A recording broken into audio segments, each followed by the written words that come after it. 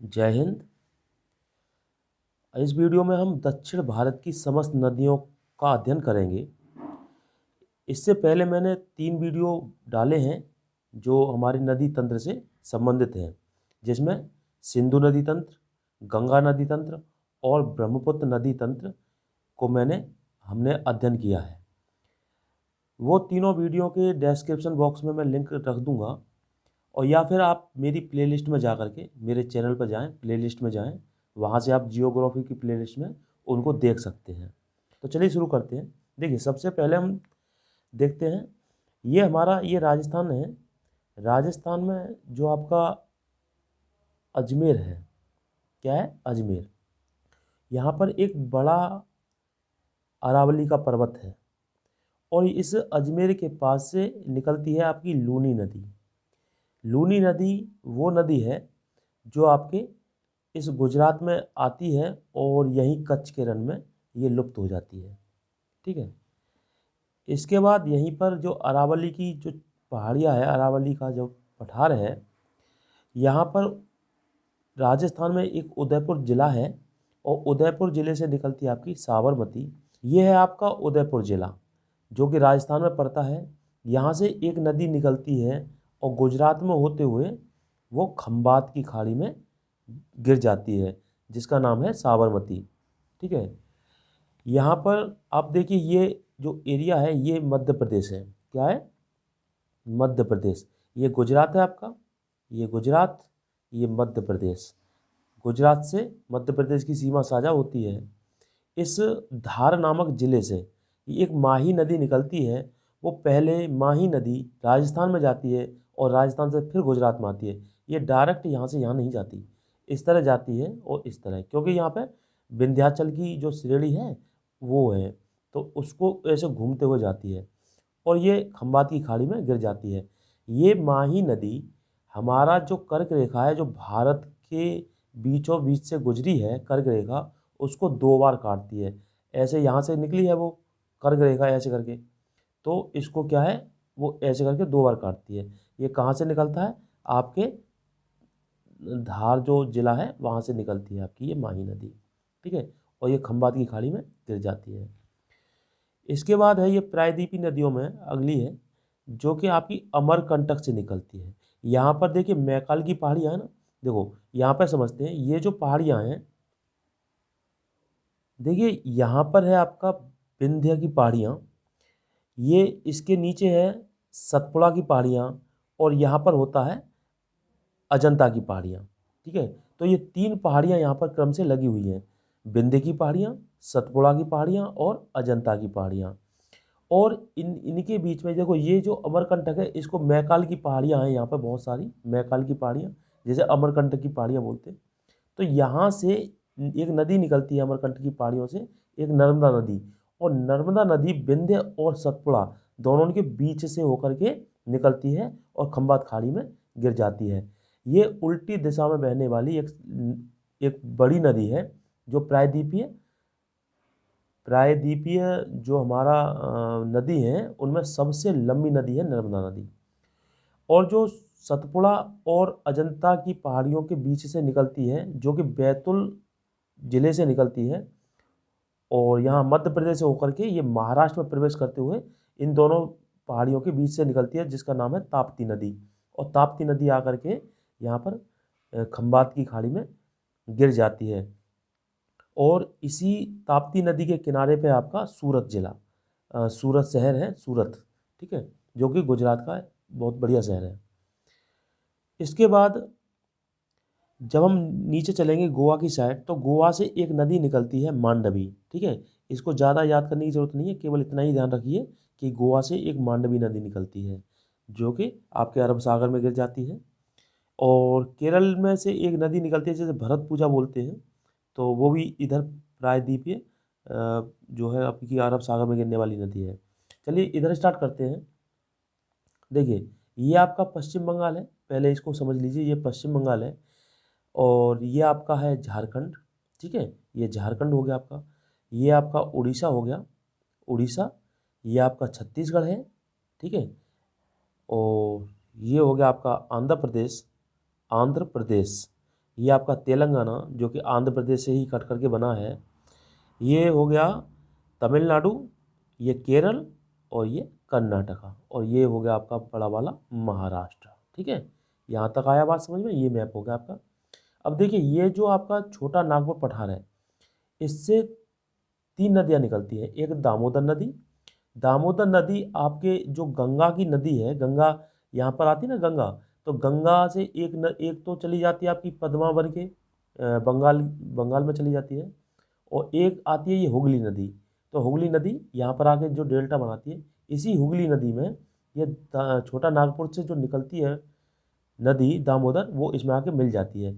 और इसी दामोदर नदी के किनारे पे बसा है आपका कलकत्ता और हल्दिया, 2 शहर बसे हैं। और इस छोटा नागपुर से एक और नदी निकलती है जिसे बोलते हैं हम स्वर्ण रेखा। ये नदी इम्पोर्ट मतलब पेपर में बहुत पूछी जाती है, स्वर्ण रेखा। क्यों पूछी जाती है? क्योंकि ये जैविक मरुस्थल नदी है, यानी कि इस नदी के पानी में कोई भी जीव जिंदा नहीं रहता, सब मरे हुए होते हैं, इसलिए इसको जैविक मरुस्थल बोलते हैं। ठीक है, और इसी नदी के किनारे पे बसा है आपका जमशेदपुर। ठीक है, इसी छोटा नागपुर से देखो, छोटा नागपुर के 2 हिस्से होते हैं। एक ऊपर वाले हिस्से को बोलते हैं हम हजारीबाग का पठार, हजारीबाग का पठार, और नीचे वाले को बोलते हैं हम रांची का पठार। यहाँ समझते हैं। और इस रांची के पठार से एक और नदी निकलती है जिसे हम बोलते हैं ब्राह्मणी नदी। कौन सी बोलते हैं? ब्राह्मणी। तो ब्राह्मणी नदी निकलती है। ये 3 नदियाँ हुई जो कि आपके छोटा नागपुर पठार से निकलती हैं। आगे चलते हैं, यह है एक महानदी। ठीक है, अगली है महानदी। तो महानदी देखिए आपकी निकलती है अमरकंटक की। देखो पहाड़ियाँ जो है इतनी फैली हुई है ये, है ना, और इसमें जो चोटी है सिहावा श्रेणी, सिहावा श्रेणी की चोटियों से निकलती है आपकी महानदी, जो कि इसकी सहायक नदियों की बात करें तो हम सहायक नदियाँ इसकी बोरई और मांड और ईव, ये 3 नदियाँ ये हैं जो इसमें आकर के मिल जाती हैं। इसी महानदी पर आपका हीराकुंड बांध बना हुआ है जो कि उड़ीसा में बना हुआ है, और ये कटक पर आकर के अपना एक डेल्टा बनाती है। ठीक है, और इसी नदी के किनारे पर यहाँ पे उड़ीसा में आपकी है चिल्का झील, जो कि बहुत अच्छी झील मानी जाती है। यहाँ पर नेवी की ट्रेनिंग भी यहीं पर होती है। ठीक है, इसके आगे बात करें तो एक बड़ी नदी है जिसे बोलते हैं हम गोदावरी। गोदावरी नदी है ये। गोदावरी तंत्र एक अलग तंत्र है। इसकी गोदावरी की जो लंबाई है वो 1465 किलोमीटर है। ये अपना जो डेल्टा बनाती है वो राजमुंद्री पर बनाती है। राजमुंद्री में ही आपका तम्बाकू अनुसंधान केंद्र है, और ये जो कटक है महानदी में, इस कटक पर है चावल अनुसंधान केंद्र। ठीक है, तो ये याद रखना, कभी कभी परीक्षा में ये पूछ लिया जाता है। इस कटक नामक इस जगह पर ही आपका चावल अनुसंधान केंद्र है, और राजमुंद्री में क्या है? तम्बाकू अनुसंधान केंद्र। ठीक है, ये गोदावरी नदी है और कृष्णा नदी के बीच में ही पड़ती है आपकी कोलेरू झील। ठीक है, तो इसको देखते हैं पहले गोदावरी को। गोदावरी आपकी जो निकलती है वो महाराष्ट्र के त्रयंबक नामक जगह से निकलती है, जो कि आपकी नासिक में पड़ती है। देखिए यहाँ पे आपका नासिक है, और यहाँ पे है आपकी मुंबई, और यहाँ पर आपका पुणे। ये है आपका थालघाट, और ये है भोरघाट। ये मुंबई को आपके नासिक से जोड़ने वाला होता है थालघाट, और मुंबई से पुणे को जोड़ने वाला घाट होता है वो होता है भोरघाट। ठीक है, यहाँ त्रयंबक से निकली नदी गोदावरी आपकी, और इसमें देखिए जो सहायक नदियाँ हैं जिसकी, देखो यहाँ से जुड़ेगी आपकी पूर्णा, पेनगंगा, वर्धा, वेनगंगा। वेनगंगा और वर्धा जो पेनगंगा में आके जुड़ती हैं, और पेनगंगा इस गोदावरी की सबसे लंबी सहायक नदी है। फिर जुड़ती है इंद्रावती और सुलेरी, और इधर साइड से जुड़ेगी मंजिका। तो मंजिका जो है राइट से जुड़ने वाली, मतलब दाईं ओर से जुड़ने वाली एकमात्र नदी है।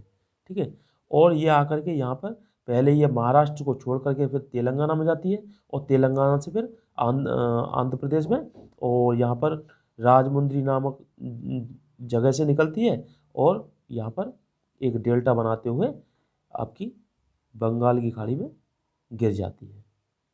ठीक है, अगला है आपका कृष्णा नदी। कृष्णा नदी आपकी महाबलेश्वर से निकलती है। महाबलेश्वर के पास ही आपका औरंगाबाद एक ज़िला है जहाँ पर अजंता और एलोरा की गुफाएं पाई जाती हैं। इसकी जो सहायक नदियों की हम बात करें तो इसकी सहायक नदी है आपकी इधर से देखेंगे तो भीमा है, भीमा, और इसी भीमा नदी के किनारे पर पड़ता है आपका पंढरपुर, ठीक है।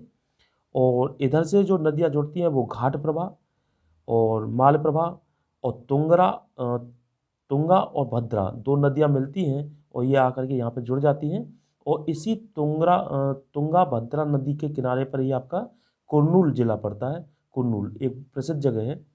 और इसी नदी पर आगे चल करके ये मूसी नदी भी जुड़ती है और इसी मूसी नदी के किनारे पर आपका हैदराबाद, जो कि तेलंगाना की राजधानी है। और ये आगे चल करके यहाँ पर दो बड़े बांध पड़ते हैं जो अलमाटी और नागार्जुन बांध बोले जाते हैं। इसको अलमाटी बांध बोलते हैं और इसको नागार्जुन बांध बोलते हैं, जो कि कृष्णा नदी पर है। कृष्णा नदी इस तरह से याद रखना, अलमाटी कृष्ण जी क्या थे, मिट्टी खाते, तो अलमाटी हो गया, और अर्जुन नागार्जुन, अर्जुन और कृष्ण की जोड़ी थी तो ये नागार्जुन, ठीक है। तो इसकी जो लंबाई है वो 1401 किलोमीटर है।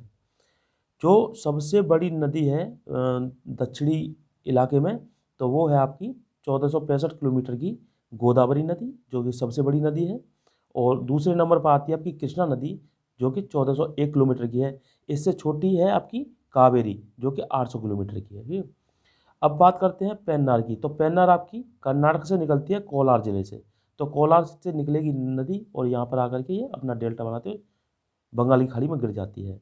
अब बात करते हैं कावेरी की। तो कावेरी की जो लंबाई है वो 800 किलोमीटर और ये आपके निकलती है ब्रह्मगिरी, जो कि कुर्ग जिले में पड़ती है। यहाँ से निकलेगी इसी ब्रह्मगिरी जो कावेरी नदी है, इसी पर शिव समुद्रम एक परियोजना है, जो कि भारत की सबसे पुरानी परियोजना है, जो कि 1902 में बनी थी। और इसी पर आपका एक जगह पड़ती है, बांध पड़ता है जिसका नाम है मैटूर बांध। कौन सा बांध है? मैटूर। और इसी जो कावेरी नदी है इसी में पड़ता है आपका चिरापल्ली और श्रीरंगपट्टम और चिरापल्ली, ठीक है। और तंजपुर भी यहीं पड़ता है इसी नदी के किनारे। तो ये भी याद रखना, तिरुचिरापल्ली और श्रीरंगपट्टम और तंजपुर। ये इसके आगे बढ़ेंगे तो ये है, एक नदी है बेंगई, जो कि आपके पुरुषपुर से निकलती है, तमिलनाडु से। यहाँ से निकलेगी और ये पाक की खाड़ी में गिर जाती है। बैगई नदी है, ठीक है। और एक है आपकी जो कि कार्डाडम की पहाड़ी से निकलती है, जिसका नाम है ताम्रपाली, और ये अपना जल जो मन्नार की खाड़ी में गिराती है। ये पाक की खाड़ी और मन्नार की खाड़ी को जोड़ने वाला जो पुल है उसको सेतु समुद्रम परियोजना बोलते हैं, सेतु समुद्रम परियोजना। तो इस तरह ये हमारे दक्षिण भारत की नदियां हैं, हमने इसको समझा अच्छी तरह। और हमारा जो पिछली वीडियो है गंगा नदी तंत्र और सिंधु नदी तंत्र, ब्रह्मपुत्र नदी तंत्र, आप उनको भी एक बार देख लेना। तो नदियों से संबंधित जो आपकी समझ है वो विकसित होगी और आपको देख कर के अच्छा लगेगा। और अगर वीडियो अच्छा लगा है तो लाइक कमेंट शेयर अवश्य करें और हमारे चैनल को भी ज़रूर सब्सक्राइब कर लें। जय हिंद, जय भारत।